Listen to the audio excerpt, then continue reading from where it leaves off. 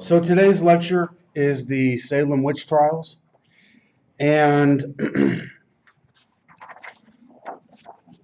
this is one of the more interesting and obviously famous episodes in colonial American history. You may have learned a little bit about it in high school or on TV or whatever, so hopefully there will be some interesting new details for you today. So first of all,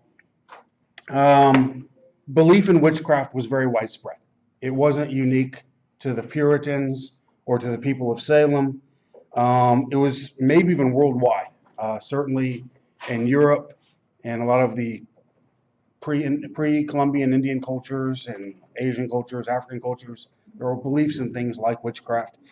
But in Europe, in Christian communities, what they believed was that witches were followers of Satan, that they had traded their souls to Satan for powers that he would give them, right? Magic powers, that they could employ demons, they could transform their shapes from humans to animals or from one human to another, that they could do stuff like that. And the Salem witch trials occurred towards the end of a kind of high point or peak in witch hunting in Europe. And at that time, of course, America was just sort of an outpost of Europe, right? A colony. So in Europe, especially in Germany, France, northern Italy, Switzerland, but even to some extent in England, the peak of witch hunting and witch trials and so forth was about the 1580s or 1590s to about the 1630s or 1640s. So belief in this sort of thing was already kind of waning. It was already on the way down, but it still existed and it held on even until the 1700s. By the time it was all done, including Europe and what would become the United States, we think over 100,000 people were accused of witchcraft over a period of about 4 or 5 centuries, and about 40 to 60,000 were executed. So it wasn't really that rare. As evidence that in Massachusetts, belief in witchcraft was widespread, this is the legal code for the Massachusetts colony. It's called Massachusetts Body of Liberties. It was written in 1641 or adopted in 1641. And there are 3 interesting parts of the code that will help you understand what happened and what went wrong during the Salem witch trials. First, number 45, no man shall be forced by torture to confess any crime against himself nor any other, unless it be in some capital case, where he is first fully convicted by clear and sufficient evidence to be guilty, after which, if the cause be of that nature that it is very apparent there be other conspirators or confederates with him, then he may be tortured, yet not with such tortures as be barbarous and inhumane. So, was it legal to torture somebody in Massachusetts in the 1600s? Yes, exactly right, under some circumstances. If it was a capital case, meaning a case punishable by death, so you could be tortured if you were accused of a crime punishable by death. Unfortunately, in the 1600s, lots of crimes were punishable by death, so that was a pretty big loophole. And if they thought you might have co-conspirators. And one of the famous things about the witch hunt in Salem is it was really hunting for co-conspirators. They were always after the names of more witches. So it was perfectly legitimate to torture you if they wanted to, if they needed to get those names out of you. Number 47 says, no man shall be put to death without the testimony of 2 or 3 witnesses, or that which is equivalent thereunto. Now, that's a hard standard, right? You have to have 2 or 3 witnesses to the capital crime, but if they confess, that's just as good as 2 or 3 witnesses, right? If you get someone to confess, you don't need another witness. And that would be a very important part of the Salem witch trials too. Last, Code 94.3 says, if any man or woman be a witch, that is, hath or consulteth with a familiar spirit, they shall be put to death. So witchcraft is punishable by death.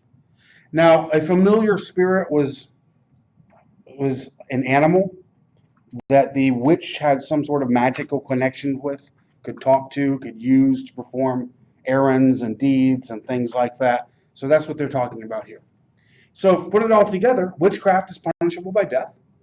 Torture is acceptable in cases where the crime is a crime punishable by death, and in cases where there are other conspirators, other witches in the area that you need to know about. And a confession is crucial, because then you can put the person to death if you need to. So they really went after confessions here. I want to start talking about some of the background to help you understand why this witchcraft hysteria erupted in Salem in 1692. And I'll start with this guy. He was a very well-known and highly respected minister, a Puritan preacher. His name was Cotton Mather. And in 1689, he wrote a book called Memorable Providences relating to witchcraft and possessions. Based on this book, he became kind of the Puritan expert in Massachusetts on the subject of witchcraft. And it's likely that the girls in Salem who started the hysteria were aware of his book, or maybe even had read it. Because remember, this was a highly literate society. They read books a lot. And he described a case of witchcraft in Boston in which young girls behaved in ways similar to what they would see in Salem during this episode. So maybe this book kind of sparked their imaginations, right? And maybe they imitated some of the things they had heard about in this. Another interesting event that started around 1689 was King William's War. This was the American name for a much bigger war called the 9 Years' War that took place in Europe. But in America, we called it the King William's War, the colonists did. And it was shorter. It was fought entirely between the Puritans and their Iroquois allies, and on the other side, the French and their Abenaki allies. So it was Puritans and Indians versus French people and Indians. If you look at this map, the French lived up here in the part of Canada that today is the province of Quebec. And the Puritans, it's not divided into provinces and colonies, but the Puritans, New England was down in here. You see Boston here. Deerfield was a Puritan town in Connecticut. And notice there's a lot of warfare, a lot of activity in this area. Indian attacks. The Abenakis were raiding this area, led in conjunction with their French allies. And there were lots of English Puritan refugees fleeing from this area and coming down into Salem and other parts of Massachusetts to avoid the Indian attacks and to avoid the warfare. And this was all happening just before and right around the time of the Salem events. How does that connect? Well, Puritans were convinced that Indians were devil worshippers. And they meant that literally, that not just as a epithet or a name calling, but they thought they worshiped the devil. And that's how they interpreted Indian religion and Indian mysticism. And so when they saw a war and they were being attacked by these devil worshippers, that brought the idea of witchcraft and Satan worship, to the forefront of their minds. So it was very much on their minds because of this war and these attacks. Another thing, and this might be most important of all, there were deep-seated rivalries and really acrimonious rivalries in Salem. The town was kind of split into two. There was one side of town that had close business ties to a port called Salem Town. It was kind of confusing. There was Salem Village where the witchcraft was, and there was Salem Town 10 miles away where there was a port. Well, one side of town had ties to the port and to Salem Town. The other side of town was more rooted in the farming community there in Salem Village. And they didn't like each other. And they had different economic interests. They had different kind of you might almost say cultural and social interests. And then on top of that sort of economic rift, the town minister was the center of a big controversy. Now, this is Samuel Parris,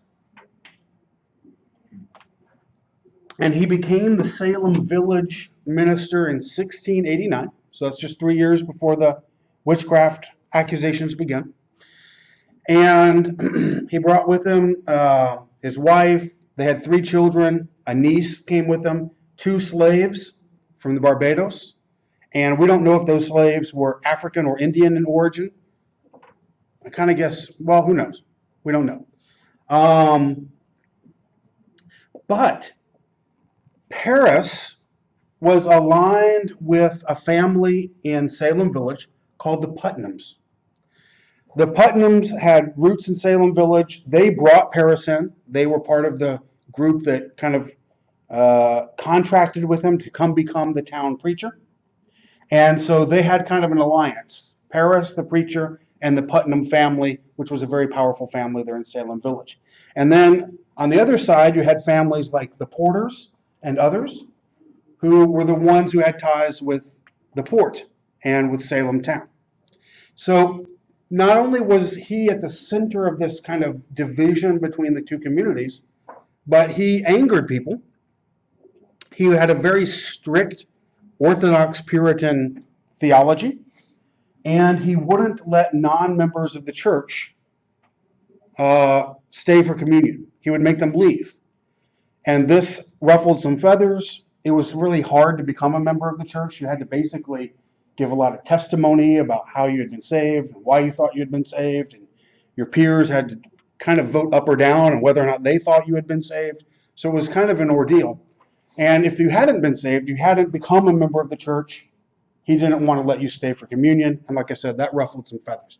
So you had economic divisions, social divisions, an unpopular minister kind of stirring things up at the center of town. All of that was going on in the background.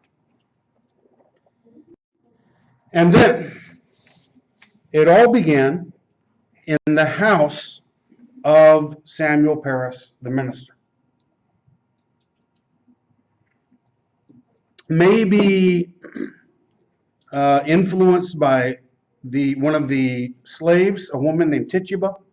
2 or 3 of the girls, Parris's daughter, Betty or Elizabeth, his niece Abigail, a friend of theirs named Ann Putnam, began playing with fortune telling and other sort of black magic, stuff you would probably consider harmless child's play today, but stuff that was really offensive and dangerous for a minister, who their father was.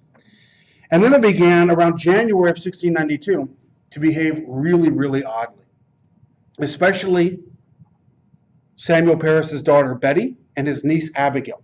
They began having fits and convulsions. They would start screaming. They would claim that someone or something was biting them and pinching them. And finally, he brought in the local doctor, a guy named William Griggs. The doctor examined them, and the doctor said, whatever's bothering them is not natural, right? There's nothing wrong with them. They're not sick. It must be supernatural, right? It must be witchcraft. So they sent for magistrates. Magistrates were like judges. And actually, just before the magistrates got there, about a day or 2 before the magistrates got there, the girls finally revealed the identity of their tormentors.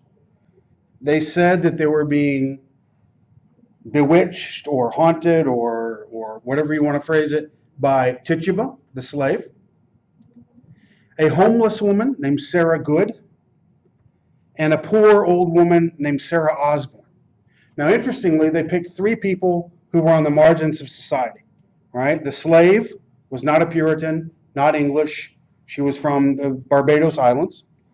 And the homeless woman was unliked because she was homeless. She was destitute. And the old woman was poor and also unpopular. So these 3 women were brought in, and they were questioned for days by 2 magistrates, John Hathorne and Jonathan Corwin. Osborne and Good, the old women, the homeless woman and the old lady, they said we're innocent. They protested their innocence. But Tituba, after relentless questioning and badgering, finally confessed. And here I think Tituba was the very first to realize something that would become a pattern for the rest of the trials, that the only way to escape was to give them what they wanted. And what they wanted was a confession, and then they wanted names. And if you did that, then they would move on to the next target. So Tituba initially says, I'm innocent, but then she kind of seems to realize where this is going to go. So she confessed, and she said that she had been visited by the devil, and she had made a deal with him. So she said, the devil came to me and bid me serve him. She described all sorts of weird images, black dogs, red cats, yellow birds, and she described the devil as a tall black man, not black as in African, but black as in just he had dark features, who wanted her to sign his book, the devil's book. And in his book, as she signed, she saw the names of Good, Sarah Good and Sarah Osborne, the two other women, and she saw 7 other names, but she couldn't remember who they were, couldn't read them at first. So she admitted she had signed the book. All 3 women were put into jail. And then now they had a confession. Now they thought they had real tangible evidence that witchcraft was afoot. The devil was working in their community, and hysteria just broke out.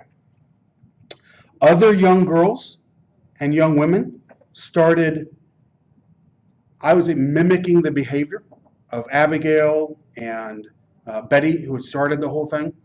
They started having fits. They started screaming and yelling and saying they were being attacked. Ann Putnam Jr., notice the name Putnam. Her mother, also named Ann Putnam. Their cousin, named Mary Walcott, and a servant in their house, Mercy Lewis. So notice I've talked about the division in the Salem village. Notice all of the accusations are starting in 2 houses, the Paris house and the Putnam house. And that's kind of important historically. So they started identifying other people as witches, people who they said were tormenting them, and not just outcasts. They started identifying the supposedly respectable men and women in the community. Rebecca Nurse was named one of them.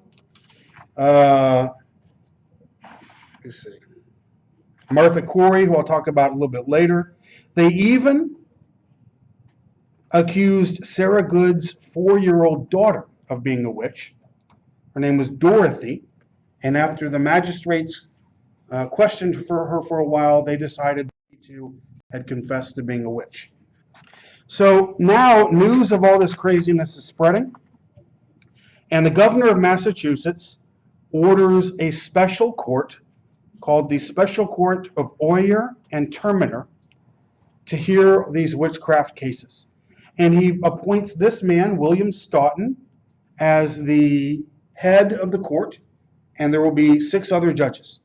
And they will hear the evidence, hear the cases, and help decide the outcomes. Now, a key part of this is a type of evidence that they heard, which is called spectral evidence, S-P-E-C-T-R-A-L, or spectre, S-P-E-C-T-R-E. Spectral evidence was evidence from the supposed victims that they had been attacked, pinched, bitten, whatever, by specters of the witches. And a specter was kind of like a ghost, like an image. And according to the Puritan folklore, the devil would give the witch the power to use her specter to haunt others. So she could sort of send her image out, like a ghostly image of herself, to bite, pinch, scratch other people and torment them that way. And notice how strange that kind of testimony was. They would be in court, and the girls would point to someone, Rebecca Nurse, and say, her specter is biting me. And everyone would look, and Rebecca Nurse is just standing there like, I'm not doing anything. But how could she defend herself against that? No one else could see these specters, only the girls who claimed to see them. And so it was almost impossible to defend yourself against that kind of an accusation once they allowed it into court. They also didn't allow the accused people to have an attorney or anything like that in those days. They just brought them in, and they would say, why are you tormenting these girls? Why are you doing this to them? Is Satan doing this? As the defendants testified, the girls were present in the courtroom, and they would react to the testimony by shrieking and wailing and collapsing on the floor and screaming and rolling around, making a real scene. And quickly, you began to see a pattern. Those who confessed were spared because the Puritans had in their mind, they'll be punished by God. Now they've confessed. We know what they're guilty of. God will take care of punishing them. But if you didn't confess, they needed to punish you because you were obstinate, you were stubborn, you refused to acknowledge what you had done. And those were the ones who ended up getting hanged. So the first person that they brought to this special court was named Bridget Bishop. And she is an interesting case. She had been accused of being a witch 12 years ago, 12 years earlier. So that would have been about 1680. And she had been acquitted. And she was accused this time. And she did not confess. She said, I am as innocent as the child unborn. But she was accused by Abigail Williams, Ann Putnam Jr., Mercy Lewis, Mary Walcott, all these members of the Putnam and Paris clan. And she was very unpopular. She had been married something like 4 times. She had a reputation in the community for being promiscuous, which means they thought she was kind of a slut, kind of loose. So she was kind of an outside figure in the community, right? And she was doomed. The judges, the jury decided that she was guilty. And on June 10th, so that would have been the summer of 1692, they hanged her. And she was the first official victim of the witch trials.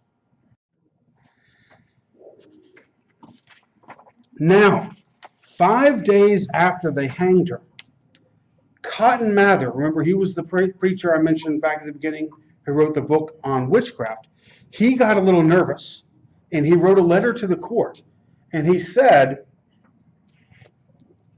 witches are real, right? No one doubted that. They all believed that witchcraft was real and witches were a real thing. But he said, you guys need to stop listening to this spectral evidence, right? He said, this is going to, lead you down the wrong path. So he urged them not to listen to this. I think he knew that unless they had real normal evidence, real testimony, eyewitness testimony, they were going to end up hanging some innocent people. They ignored him, and they just kept on hearing the spectral evidence. They went on to hang several more people. 5 more, 5 in July, the following month. Another 5 in August, another 8 in September.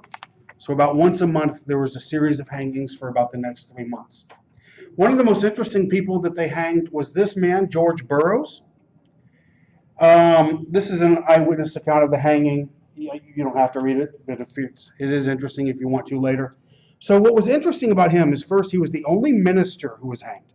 And that made some people a little nervous because they were thinking, wait a second, if they're going after outcasts, homeless people, beggars, sluts, the folks that nobody likes, then that's okay. But if they start going after ministers, that makes you a little nervous because those are people who are more powerful, and that means anybody can be accused. But he was a little bit of an unpopular minister. He had been a minister in Salem before, about 10 years before, and interestingly, he had had fights with the Putnam family while he was there, and they had sued him in court for money and lost the lawsuit. And eventually he had left Salem, and he had been in Maine traveling among Indians and preaching to them. Now that made him suspicious because they thought, well, he's spending a lot of time with Indians, and Indians are devil worshippers, so maybe he's up to no good up there. Maybe he was the black man, right? Maybe he was sort of the devil's agent leading the witches in the Salem area. So he was actually in Maine at the time, and they called him and said, come testify before our court. And for some reason he did. I think he wished later he had said, I'm busy, sorry, maybe next year. But he came, and he said, I'll paraphrase, he didn't say it in exact these words, he said, y'all are stupid. He said, witches are, sure, maybe witchcraft exists, but that's not what's happening here. This is just people being crazy, and that's not what they wanted to hear. So they convicted him and they hanged him. But before they hanged him, he did something very interesting. According to their folklore, their beliefs about witches, even Cotton Mather had said something about this in his book a few years earlier. A witch could not recite the Lord's Prayer. And so that was a great way to test someone, because it would just, it was a holy prayer, it would stumble in their mouths, they just couldn't get the words out. So right before they're about to hang him, he started reciting the Lord's Prayer, and he recited the whole thing. There were gasps in the crowd, and some people thought, well, he must be innocent, we got the wrong guy. Cotton Mather was there, and Cotton Mather was convinced that he was a witch and said, no, guys, hang him anyway. And they did. So, this is another really interesting case. This man was Giles Corey. He was about 80 years old. His wife, Martha, had just been accused of witchcraft a few days before. She was about 72, I think. And Martha and Giles were great. Martha said, these girls are lying. Witchcraft doesn't even exist. This is all crazy. Let me go. And Giles defended her by saying she's not a witch. This is crazy. Let her go. And so they accused him of witchcraft because of his vocal support of her. And he did something very interesting. Nobody else did this. They said, when they brought him to court, they said, how do you plead? Meaning, do you plead guilty or do you plead innocent? He refused to plead, which sort of stops the trial in its tracks. Legally, they can't go forward until they get a plea out of him. And so they decide to torture him into a plea, not into a confession, because they're not even at the trial stage yet. They just want him to cooperate, and he's refusing to cooperate with the trial. So they decided to use a form of torture by pressuring him, laying a board across the top of him. This is him here. He's lying down, face up. They have a heavy board on top of his body, and for 2 days, they pack rocks on top of him, heavier and heavier. And on the second day, supposedly, they would put a rock on him. They would say, how do you plead? And he would say, more weight. And they would put another rock on him, and they would say, how do you plead? And he would say, more weight, until he died. And we think, I didn't know I was always curious about why did he do this. I always thought he was just stubborn. He realized that this was a farce, and he saw that people were being hanged, and his wife was about to be hanged, and he just thought, I'm just not going to cooperate with these people. I'm just not going to give them the satisfaction of getting to decide if I'm guilty or not. But there might have been another element. There was a legal thing where if you were convicted of a capital crime like this, your property could be seized and your heirs could not inherit it from you. And so he might have thought to himself, I'm going to cheat these guys. I'm going to not plead. I know they'll torture me to death, but I will not have been convicted of a crime. And therefore, my descendants will inherit my property the way I want them to. And it all worked out in his favor. So that might have been his thinking process. Either way, he was an extraordinary person, and a very unusual case. Now, his wife is Martha Corey. And like I said, from the very beginning, as soon as the accusation started, she was saying, this is all nonsense. these girls are lying, stop hanging people. And so they went after her. Ann Putnam Jr. and Mercy Lewis accused her of witchcraft. While she was testifying in her defense, they were rolling around on the floor, screaming and yelling. Mercy Lewis was in the court and called out, "There's a man whispering in her ear." And the judge, Hathorne, asked her if the man was Satan. Ann Putnam screamed that Martha Corey had a yellow bird sucking on her blood in her hand or something like that. So it's just a wild, crazy scene. Now, in a modern court, that sort of thing wouldn't be allowed to happen. As soon as you had spectators creating a scene like that, screaming and yelling and rolling around on the floor, they'd be removed from the courtroom. Right? They wouldn't be allowed to prejudice juries that way in today's legal system.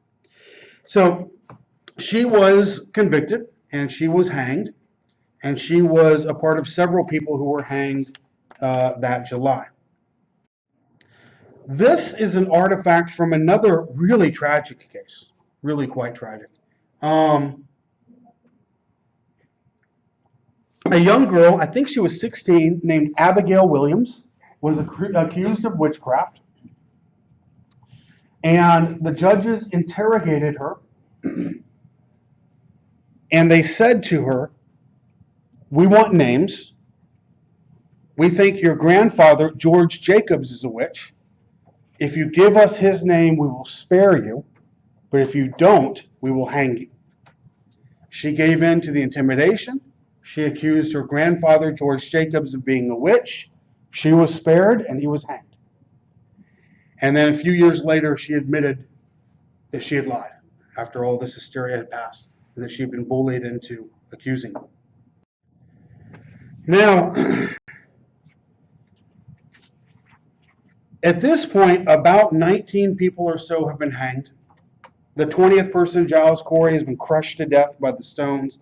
About 5 more people have died or will die just in prison, in the conditions in the jail. And a guy named Increase Mather, along with other Puritan ministers, but he was kind of the leading one, he gets really worried. He's Cotton Mather's father. And he writes a letter to, I think, the governor of Massachusetts, if I remember correctly. And he says, not exactly we have to stop all this, but he says you have to stop listening to spectral evidence. He realizes that this is just superstitious nonsense, and it's leading lots of innocent people to be convicted. And he makes a famous statement. And as far as I know, he's the first person to ever say this, but you've probably heard it today in different forms. He says, "It were better that 10 suspected witches should escape than that one innocent person should be condemned." Very famous phrase. It made its way into a legal code in the 1700s. And the saying in other contexts is, better to let 10 guilty people go than condemn one innocent person. Right? But his idea is, it's not that he doesn't think there are witches. He's just really worried lots of innocent people are being persecuted as well. Well, he writes that letter on October the 3rd. So this is after the Coreys have been killed, and the George Jacobs and many others have been killed. He writes that letter, and then the governor intervenes, and he puts a stop to all this because someone has accused his wife of witchcraft. And he says, okay, now we're done. He cancels the court, kind of takes their power away from them. He replaces it with a different court, and the different court is not allowed to hear spectral evidence. There are 56 remaining defendants. Only 3 of them are convicted. And then the governor steps in and pardons even those 3. He pardons everybody basically that's still in jail at this point from October on. One by one, the defendants are released. One of the last one to be let out of jail after over a year in jail is Tituba, the Caribbean slave with whom the whole thing started.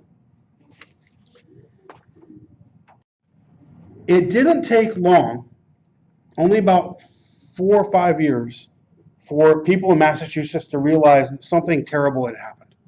It's like they woke up from the hysteria and thought, wait, what happened? We just hanged a bunch of innocent people. In 1697, so that's just 5 years after the hangings, the General Court of Massachusetts, which is like its legislature, declared a day of fasting and contemplation for the tragedy of the trials. Fasting was meant to basically show their repentance, right? They were acknowledging that the community had done something bad. One of the judges, a guy named Samuel Sewell, publicly acknowledged his own guilt and error for being a part of the proceedings. In 1702, the General Court declared that the trials had been unlawful. In 1706, Ann Putnam, the girl, apologized for her role as an accuser. And she and Margaret Jacobs, I think it was Margaret Jacobs, admitted that they had made up their accusations. I don't remember how many other girls admitted publicly that they had made it up, but these two did. 22 of the 33 individuals who had been convicted were exonerated in 1711, and the government of Massachusetts agreed to pay £600, which was a pretty good sum of money in those days, to their families as compensation for what had been done to them. And that was it. The colony basically admitted that it had done wrong and tried in some way to compensate the survivors, at least a little bit. And that's all for today.